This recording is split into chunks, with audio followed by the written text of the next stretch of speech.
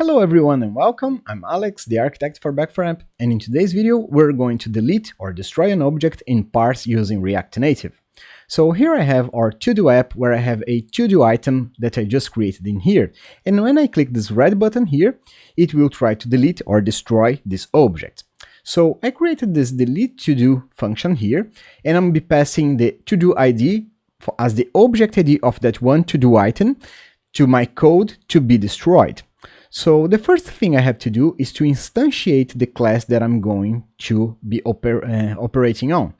I do that by typing let to-do equals new parse.object and then passing the class name as a string. In this case, my class is named to-do. Then I have to set the object ID for the value that I'm passing here. We do that by typing to-do, which is this object, dot set, the property name as a string, in this case object ID, comma, and the value that I'm passing from here, the to-do ID. With all that done, I have to write a try-catch block to try to destroy that item. So here is my try-catch block. If it succeeds, it will run the try, it will succeed well. If it does not succeed the try, it will get into the catch block.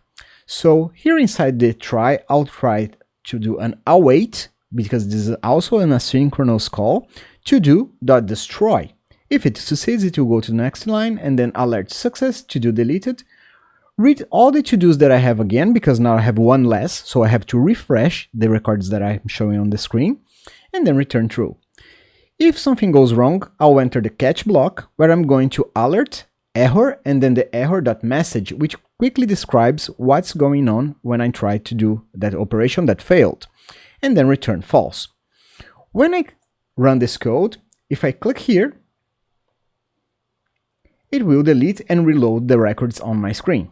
So I hope you like this video and hope to see you on the next ones of this series. See you soon. Bye bye.